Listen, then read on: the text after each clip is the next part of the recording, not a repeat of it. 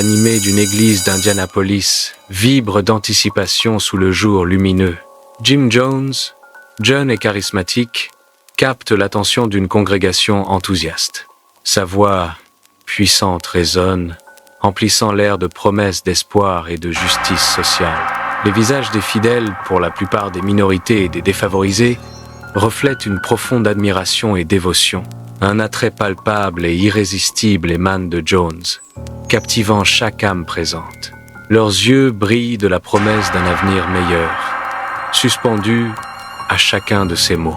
Des années plus tard, Jones, le visage marqué par le pouvoir, préside une réunion tendue, l'air lourd d'une peur inexprimée. Il annonce le projet Jonestown, une communauté utopique en Guyane, sa voix résonnant d'une promesse sinistre. Les membres du temple du peuple, acquiescents, prient entre la peur de déplaire à Jones et la promesse d'un nouveau départ. Certains jetaient des regards furtifs de doute, leur visage trahissant une lutte silencieuse contre la pression accablante. Jones proclame « Nous construisons un nouvel Éden, un sanctuaire contre la corruption du monde. » L'atmosphère est lourde, annonçant l'isolement à venir alors qu'il déclare « Jonestown sera notre terre promise en Guyane. » Sous le soleil brûlant de la Guyane, les bulldozers rugissent, déchirant sauvagement la jungle dense, un assaut brutal contre la nature. Les travailleurs du temple du peuple, le visage ruisselant de sueur, travaillent sans relâche pour construire leur nouvelle ville, un monument à leur foi. Les enfants courent et jouent, leur rire résonnant à travers la clairière, inconscients de l'isolement croissant qui les entoure. Des bâtiments rudimentaires en bois commencent à prendre forme, s'élevant de la terre comme des doigts squelettiques atteignant le ciel. Un sentiment palpable de confinement imprègne déjà l'air. Un avant-coureur subtil mais glaçant de ce qui va arriver. La jungle, autrefois vibrante et libre, porte désormais les cicatrices de l'entreprise humaine, son esprit sauvage étant lentement étouffé. La salle commune de Jonestown palpite de la chaleur humide de la jungle et d'une tension suffocante, un creuset de peur. Jones, les yeux fuyants d'une paranoïa brute, harangue la foule à travers un microphone grésillant. Sa voix, une arme. Il dénonce des ennemis invisibles, tissant une tapisserie glaçante de peur et de loyauté tordue parmi ses partisans.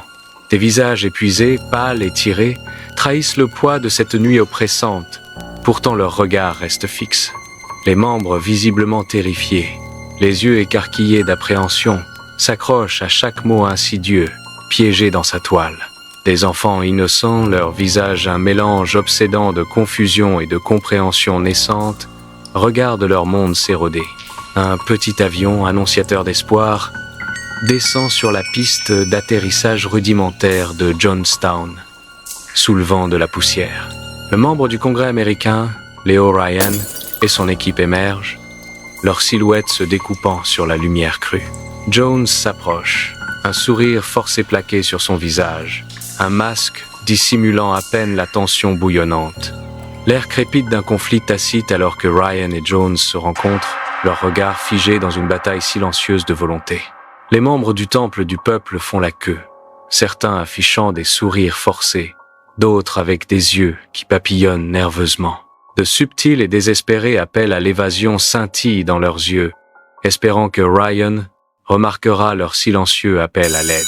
Une tension palpable plane dans l'air humide, alors que Ryan et son équipe traversent la communauté de Jonestown. Leur voix basse et insistante pose des questions, chaque réponse étant livrée sous les yeux impassibles des gardes de Jones. Les gardes se tiennent comme des statues silencieuses et menaçantes, leur présence un linceul étouffant sur la communauté.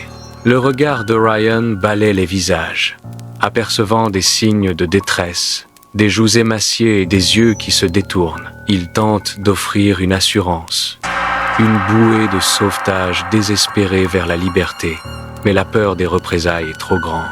Un voile de peur invisible mais suffocant pèse lourdement sur beaucoup, leur espoir s'amenuisant sous des yeux vigilants.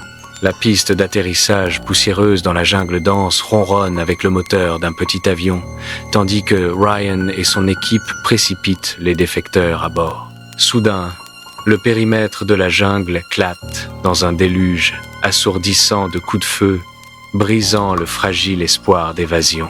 Des silhouettes armées jaillissent du feuillage, leurs armes crachant du feu, tandis que le chaos s'abat sur la piste d'atterrissage. Ryan Treebush, une tache cramoisie fleurissant sur sa chemise, alors qu'il tombe, mortellement blessé au milieu du maelstrom de violence. Les déserteurs se dispersent, leurs cris étouffés par les tirs, alors que les espoirs de liberté sont brutalement anéantis. La voix de Jones résonne dans le pavillon, faisant écho à son ordre glaçant « Nous devons commettre un suicide révolutionnaire ». Une mère de visage, autrefois dévouée, reflète maintenant une horreur naissante alors que les mères serrent leurs enfants plus fort, leur peur étant palpable. Des larmes silencieuses coulent sur les visages des hommes. Un témoignage du profond désespoir qui emplit l'air, ponctué de sanglots étouffés. Des gardes armés patrouillent le périmètre. Leur présence austère un rappel glaçant des conséquences désastreuses de toute désobéissance. Dans le pavillon de Jonestown, un tableau macabre se dévoile, des corps éparpillés sur le sol dans un silence obsédant. Les derniers échos de cris et de gémissements s'estompent, laissant un silence surnaturel et glaçant dans l'air oppressant. Perché sur son trône, Jones contemple la mort qu'il a orchestrée. Un architecte glaçant du désespoir. Une mère et son enfant gisent enlacés dans la mort, leurs mains jointes, un symbole poignant de la fin tragique de l'humanité. Leur étreinte silencieuse transcende la folie du chef, un témoignage déchirant d'amour au milieu de la dévastation.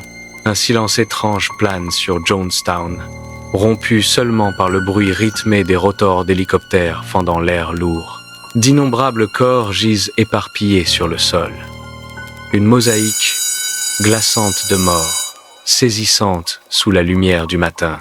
D'en haut, la communauté, autrefois un rêve utopique, apparaît maintenant comme un cimetière à ciel ouvert, un témoignage de la folie humaine. La jungle indifférente a déjà commencé sa lente et implacable reconquête du site du massacre, engloutissant la tragédie.